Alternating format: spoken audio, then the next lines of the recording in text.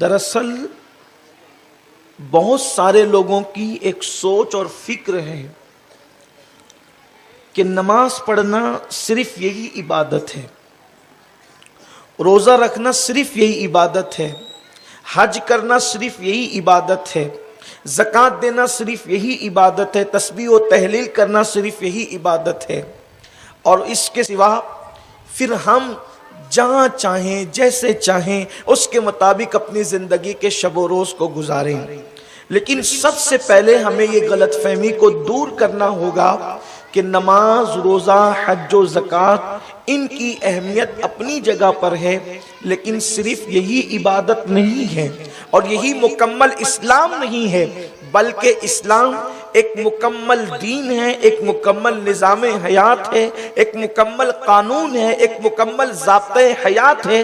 اسلام جو ہے جہاں نماز کی بات کرتا ہے، جہاں روزے کی بات کرتا ہے، جہاں حج کی بات کرتا ہے، جہاں زکوٰۃ کی بات کرتا ہے، جہاں صدقے کی بات کرتا ہے، وہیں پر اسلام ایک انسان سماج میں زندگی کیسے گزارے، ایک انسان اپنے شب و روز کیسے گزارے، گویا کہ نیند سے اٹھنے سے لے کر سونے تک کا پورا قانون اسلام عطا کرتا ہے۔ تو یہ جو صلہ رحمی ہے، اس کا مطلب یہ ہے کہ ہم اپنے جو خون کے رشتہ دار ہیں، جن سے ہمارا خونی رشتہ ہے، ان کے ساتھ ہمارا سلوک کیسا ہونا چاہیے، ان کے ساتھ ہمارا انداز کیسا ہونا چاہیے، اس لیے کہ آج کل لوگ چھوٹی چھوٹی چیزوں پر لڑنے لگتے ہیں، چھوٹی چھوٹی چیزوں پر جھگڑنے لگتے ہیں۔ نتیجہ یہ ہوتا ہے کہ ایک انسان دوسرے انسان سے لڑتا ہے، صرف دو لوگوں میں جھگڑا ہوتا ہے تو معاشرہ جو ہے وہ تقسیم ہو جاتا ہے۔ آپ دیکھیں گے دو لوگوں کی لڑائی میں معاشرہ تقسیم ہوتا ہے، اس لیے کہ ایک زید لڑ رہا ہے، ایک عمر لڑ رہا ہے۔ زید اور عمر یہ فرضی نام میں آپ کے سامنے پیش کر رہا ہوں، اللہ اکبر۔ تو اب کچھ سماج کے محلے کے کچھ لوگ اس کے ساتھ ہوں گے، کچھ لوگ اس کے ساتھ ہوں گے، کچھ لوگ اس کا سپورٹ کریں گے، کچھ لوگ اس کا سپورٹ کریں گے۔ تو بولو محلہ دو حصوں میں تقسیم ہوا کہ نہیں ہوا؟ یعنی کہ ایک فرد کی لڑائی نے، دو افراد کی لڑائی نے پورے محلے کو تقسیم کیا۔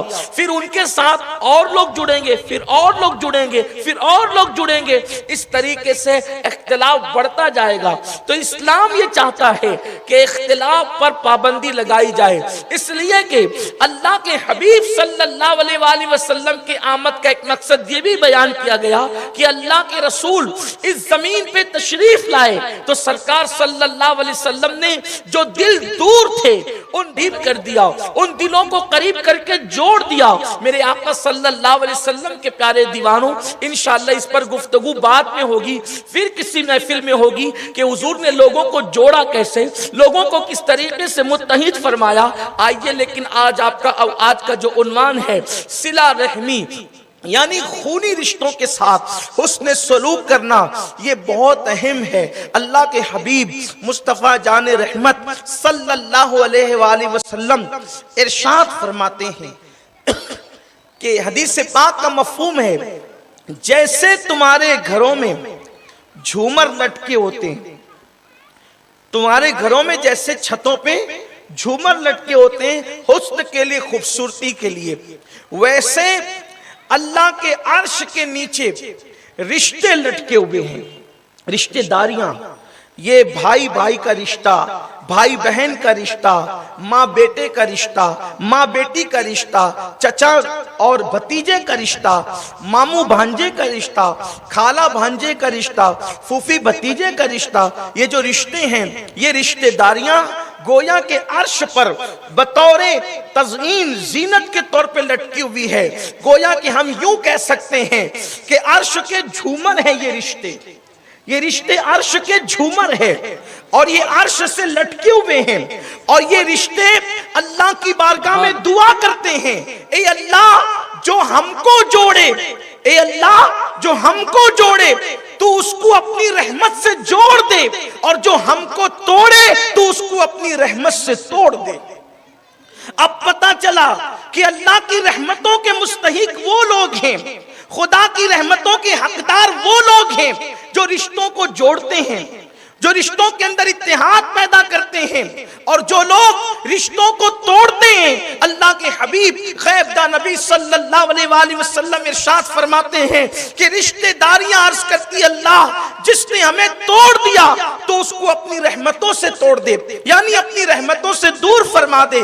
اب آپ مجھے بتائیں میرے آقا صلی اللہ علیہ وسلم کے پیارے دیوانوں، چھوٹی چھوٹی بات پر صرف شادی کارڈ اگر ہمارے یہاں کسی کی شادی کا تاخیر سے پہنچا تو ہمارا حال یہ ہوتا ہے ہم اس کی شادی میں شریک نہیں ہوتے، صرف اس بنیاد پر کہ تم نے اتنی دیر سے کیوں پہنچایا، کیا ہمارا رشتہ تم سے قریبی نہ تھا، تم نے سب کے بعد ہمیں کارڈ بھیجا، تم نے سب کے بعد ہمیں مدعو کیا۔ میرے پیارے آقا صلی اللہ علیہ وسلم کے پیارے دیوانوں، اور اس سے پھر رشتے ٹوٹ جاتے ہیں۔ بلکہ کبھی کبھی ایسا ہوتا ہے جب کسی کے یہاں شادی کا موقع آتا ہے تو رشتہ دار انتظار کرتے ہیں جب وہ منانے کے لیے آئے گا تو میں اپنی پوری دل کی بھڑاس نکالوں گا، اس کو گالیاں دوں گا، اس کو ہکال دوں گا، اس کو بھگا دوں گا، اس کے یہاں شرکت نہیں کروں گا۔ اچھی طرح یاد رکھو اللہ کے حبیب صلی اللہ علیہ وآلہ وسلم فرماتے ہیں اے میرے صحابہ جو مجھ سے پہلے امتیں گزری ہے ان کے اندر جو خرابیاں تھی وہ خرابیاں تمہارے اندر بھی پیدا ہوگی اور پھر تم اس کی وجہ سے تباہ کر دیے جاؤ گے۔ صحابہ کرام نے عرض کیا یا رسول اللہ صلی اللہ علیہ وآلہ وسلم ہمارے ماں باپ آپ پر قربان کہ جو خرابیاں دوسری امتوں میں تھی اس امت میں وہ خرابیاں کون سی پیدا ہوگی جس کی وجہ سے یہ امت ہلاک کی جائے گی، یہ امت تباہ کی جائے گی۔ اللہ کے رسول فرماتے ہیں کہ تمہارے اندر تکبر پیدا ہوگا، تم مغرور ہو جاؤ گے، تم ضرورت سے زیادہ مال جمع کر کے اس پہ اتراؤ گے اور پھر تم رشتہ داریوں کو توڑ دو گے۔ جب تم رشتہ داریوں کو توڑو گے تو اللہ تمہیں ہلاک کر دے گا اور تباہ کر دے گا۔ اللہ کے رسول صلی اللہ علیہ وآلہ وسلم فرماتے ہیں کہ اگر آپ کا قصور نہیں بھی ہے، آپ کی غلطی نہیں بھی ہے اور آپ کے رشتہ دار آپ سے روٹ گئے ہیں تو اللہ کے حبیب علیہ السلام فرماتے ہیں خود سے جا کر ان کو مناؤ، اس لیے کہ جس کی غلطی نہ ہو اور وہ اپنے آپ کو جھگڑے سے بچائے۔ اللہ کے رسول فرماتے ہیں ایسے شخص کو میں بغیر حساب جنت کی بشارت دیتا ہوں۔ یعنی آپ کا قصور نہیں ہے، آپ کی غلطی نہیں ہے، سامنے والے کا قصور ہے، اس کی غلطی ہے، پھر بھی وہ روٹ کر کے بیٹھ گیا ہے۔ اللہ کے رسول علیہ السلام فرماتے ہیں اس کو جا کر مناؤ، جھگڑا مت کرو، میں تمہیں بے حساب جنت کی بشارت دیتا ہوں۔ آج لوگ کہتے ہیں نہیں ہم تو دنیا کے طور پہ جینا چاہتے ہیں۔ یہ یہودیت نہیں ہے، یہ عیسائیت نہیں ہے، یہ مجوسیت نہیں ہے، یہ مشرکوں کا مذہب نہیں ہے کہ مذہب کہیں اور سے سیکھو اور زندگی گزارنے کا سلیقہ کہیں اور سے سیکھو۔ اللہ کے رسول علیہ الصلوۃ والتسلیم کے لیے قرآن کہتا ہے لقد کان لکم فی رسول اللہ اسوۃ حسنہ، کہ تمہارے نبی کی زندگی میں تمہارے لیے بہترین نمونہ ہے۔ اب یہ جو رشتے ہم توڑتے ہیں، رشتہ داریاں جو منقطع کرتے ہیں، اللہ کے رسول علیہ السلام فرماتے ہیں ایک استرا ہے، استرا جس کو ہم مالیگاؤں کی زبان میں وستورا کہتے ہیں، استرا ہے وہ استرا اس کو اس لیے کہتے ہیں کہ وہ سر پہ چلے یا گال پہ چلے تو وہ انسان کے بالوں کو موڑ دیتا ہے۔ حضور فرماتے ہیں ایک استرا ایسا ہے جس سے ایمان مونڈا جاتا ہے۔ حضور فرماتے ہیں جس سے ایمان مونڈا جاتا ہے، یعنی یہ اس طرح جو لوہے کا چلتا ہے تو بال مونڈا جاتا ہے، یعنی جہاں چلے گا وہاں سے بال ختم ہو جائیں گے۔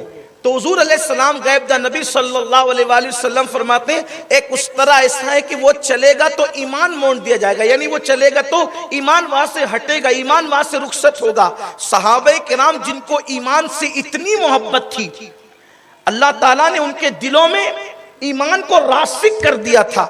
ان کو ایمان سے اتنی محبت تھی کہ انہوں نے صرف ایمان کے تحفظ کے لیے مکہ چھوڑ دیا تھا، انہوں نے ایمان کے تحفظ کے لیے ماں باپ کو چھوڑ دیا تھا، انہوں نے ایمان کے تحفظ کے لیے تجارت، معیشت، معاش، اولاد سب چھوڑ دیا تھا۔ جب اللہ کے حبیب صلی اللہ علیہ وآلہ وسلم نے فرمایا ایک اس طرح ہے جو ایمان کو کاٹ دیتا ہے تو صحابہ نے عرض کی یا رسول اللہ وہ اس طرح کون ہے جو چلے تو ایمان رخصت ہو جاتا ہے؟ اللہ کے رسول فرماتے ہیں یہ اس طرح جو ہے وہ رشتہ داری کو کاٹنا ہے، یہ ایسا اس طرح ہے ادھر تم رشتہ داری کو کاٹتے ہو ادھر تمہارے ایمان پر اثر پڑتا ہے۔ یعنی کہ یہ اس طرح ہے جو ایمان کو کاٹتا ہے، رشتہ داری کو کاٹنا، رشتہ داری کو منقطع کرنا۔ اللہ کے رسول علیہ السلام فرماتے ہیں مومن کی شان تو یہ ہے کہ جو تم سے دور بھاگے تم اس کے قریب جاؤ۔ مومن کی شان کیا ہے؟ جو تم سے دور بھاگے تم اس کے قریب جاؤ، جو تم کو محروم کرے تم اس کو عطا کرو۔ سرکار فرماتے ہیں جو تم کو محروم کرے تم اس کو عطا کرو، جو تم سے دور بھاگے تم اس کے قریب جاؤ۔ اور پھر آقا فرماتے ہیں جو تمہارے ساتھ جفا میں آگے بڑھتا جائے تم اس کے ساتھ وفا میں آگے بڑھو۔ سبحان اللہ، سبحان اللہ۔ آقا علیہ السلام نے بیان فرمایا، ایک مرتبہ حضرت موسیٰ علیہ السلام کوہ طور پر تشریف لے گئے تو اللہ نے آپ کی نگاہوں سے پردے اٹھائے تو دیکھا کہ ایک بندہ عرش کے سائے میں ہے اور عرش کے سائے میں وہ آرام کر رہا ہے۔ حضرت موسیٰ علیہ السلام کو رشک آ گیا۔ رشک آنا اس کو کہتے ہیں کہ آپ کو تمنا ہوئی کہ یہ کتنا خوش نصیب ہے، کاش کہ اس کی جگہ میں ہوتا یہاں۔ حالانکہ بڑے مرتبے ہیں حضرت موسیٰ علیہ السلام کے، لیکن یہ صرف امت کی تعلیم کے لیے۔ آپ کو رشک آیا اور اللہ سے پوچھا اللہ یہ کون ہے، اس کا نام کیا ہے؟ اللہ نے فرمایا اس کا نام نہیں بتائیں گے، البتہ یہ کیوں یہاں آیا ہے وہ بتائیں گے۔ اس کی 3 صفتیں ہیں، یہ 3 وجہ سے یہاں پر آیا ہے۔ پہلی بات تو یہ ہے کہ یہ اپنے ماں باپ کی نافرمانی نہیں کرتا۔ پہلی بات یہ ہے کہ یہ اپنے ماں باپ کی نافرمانی نہیں کرتا، اور دوسری بات یہ ہے کہ اگر میں کسی کو نعمت دیتا ہوں تو یہ اس پر حسد نہیں کرتا، اور تیسری بات یہ ہے کہ یہ رشتوں کو توڑتا نہیں، رشتوں کو منقطع نہیں کرتا، اس لیے اس کا یہ حال ہے، اس کو عطا فرمایا ہے۔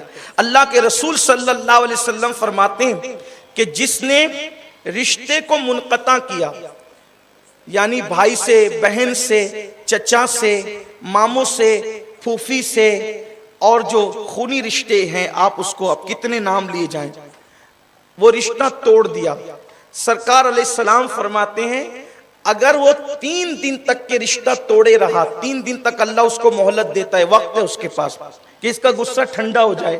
غصے میں آدمی کچھ بھی کرتا ہے، اس لیے کہ غصہ بڑی خطرناک چیز ہے۔ اللہ کے رسول علیہ السلام فرماتے ہیں کہ غصہ ایمان کو ایسے خراب کر دیتا ہے جیسے الوا شہد کو خراب کر دیتا ہے۔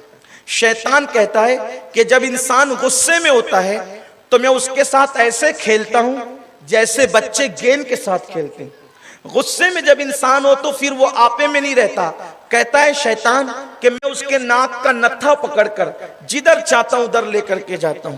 اس لیے اللہ کے رسول علیہ السلام نے غصے سے منع فرمایا ہے۔ آج امت میں غصہ چھوٹی چھوٹی بات پہ، چھوٹے چھوٹے بچوں کو غصہ ہے، عورتوں کو بھی غصہ ہے۔ اگر شوہر کبھی غصے میں ہو تو عورتیں اس سے زیادہ غصے میں آتی ہیں، اور پھر اس کے بعد جھگڑا اتنا بڑھتا ہے کہ گلی بھر جاتی ہے۔ پھر اس کے بعد نوبت یہ آتی ہے کہ کبھی کبھی طلاق تک کی پوزیشن پہنچ جاتی ہے۔ میں گفتگو آگے بڑھانے سے عرض کروں، آج کل مردوں کی طرف سے عورتوں پر تو ظلم ہو ہی رہا ہے، لیکن جب سے کچھ قوانین ملک میں نئے آ گئے ہیں ایسا لگتا ہے کہ جیسے عورتیں بے باک ہو گئی ہیں۔ بعض مقامات پر عورتیں بے باک ہو گئی ہیں، اور کچھ بے غیرت اور بے حیا لوگوں نے اب گویا کہ طلاق کو دھندا بنا لیا ہے۔ یعنی کہ ان کا حال یہ ہے کہ وہ یہاں نکاح کریں گے، پھر 6 مہینے بعد طلاق مانگیں گے، پھر کہیں نکاح کریں گے، پھر طلاق مانگیں گے، پھر کہیں نکاح کریں گے، پھر طلاق مانگیں گے۔ اللہ کے رسول صلی اللہ علیہ وآلہ وسلم فرماتے ہیں کہ جس نے طلاق طلب کیا اس عورت پر اللہ، اس کا رسول اور سارے فرشتے لعنت کرتے ہیں۔ طلاق طلب کرنے والی عورتوں پر آج کل یہ ہاتھوں کی مہندی بھی نہیں چھوٹتی اور عورتیں طلاق طلب کرتی ہیں۔ بلکہ ایک حدیث پاک جو کنز العمال شریف میں ہے، ہمارے لیے بہت عبرت ہے اس کے اندر۔ حضور علیہ السلام فرماتے ہیں عورت اگر کسی کے نکاح کے بندھن میں بندھ جائے تو اس کا یہ حق بھی نہیں ہے کہ وہ شوہر کی اجازت کے بغیر اپنے گھر سے نکلے، جب تک شوہر اجازت نہ دے۔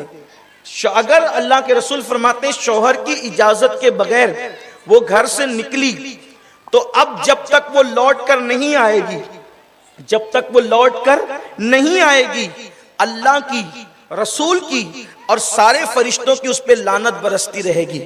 تو صحابہ کرام نے آسان کیا، عرض کی آقا، کریم آقا، بندہ پرور آقا، ہمارے ماں باپ آپ پہ قربان، کیا شوہر اگر بیوی پہ ظلم کرتا ہے تو بھی وہ شوہر کی اجازت کے بغیر باہر نہ نکلے؟ اللہ کے رسول فرماتے اگرچہ شوہر ظلم کرے تو بھی وہ اجازت کے بغیر باہر نہیں جا سکتا۔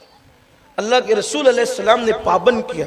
اس کا مطلب یہ ہے کہ اگر لڑ جھگڑ کر کوئی عورت اپنے شوہر کے گھر سے باہر نکلتی ہے تو جب تک وہ لوٹ کر نہیں آئے گی، اب 10 دن ہو گئے، 15 دن ہو گئے، 50 دن ہو گئے، سال بھر ہو گئے، جب تک وہ لوٹ کر نہیں آئے گی اس پر مسلسل لعنت برستی رہے گی۔ وہ کھا رہی ہے تو لعنت برس رہی ہے، وہ پی رہی ہے تو لعنت برس رہی ہے، وہ بستر پر لیٹی ہے تو لعنت برس رہی ہے۔ اس کی وجہ یہ ہے کہ ہمارے یہاں لڑ کر جانے کا تصور نہیں ہے، ہمارے یہاں تصور یہ ہے کہ اگر لڑائی ہو جائے، جھگڑا ہو جائے تو اسی گھر میں رہو، اپنے ماں باپ کو بلاؤ، رشتہ دار کو بلاؤ، پنچوں کو بلاؤ اور دونوں اپنا اپنا مقدمہ ان بڑوں کے پاس رکھیے۔ قرآن شریف کی آیتیں ہیں، قرآن مقدس کی آیتیں کہ ان تک رکھو۔ کا کام ہے، کن کا؟ ماں باپ کا کام ہے، بڑوں کا کام ہے کہ وہ ان کے درمیان صلح کرائے، صلح کی سوچے۔ یہ نہیں کہ باپ اور ماں اپنی بیٹی کو مزید پم بھرے کہ کوئی بات نہیں تجھے یہاں رہنے کی، ہم تجھے پال سکتے ہیں۔ پلتی تو چوٹیاں بھی ہیں، پلتے تو کتے بھی ہیں، پلتے تو انسان کے دروازے پہ کھڑے رہنے والی بکریاں بھی ہیں۔ بات روٹی کپڑا مکان کی نہیں ہے، بات عزت کے ساتھ بیٹی کے جینے کی ہے۔ عزت دار لوگوں کی شان یہ ہے کہ جن کی بیٹیاں نکاح کے بعد سرخ جوڑا پہن کر ماں کے گھر سے نکلتی ہے، ان شریف بیٹیوں کی علامت یہ ہے کہ وہ سفید جوڑا پہن کر جنازے کی ڈولی میں پھر شہر خموشہ کی طرف جاتی ہے۔ یہی نصیحت اسلام کی ہے۔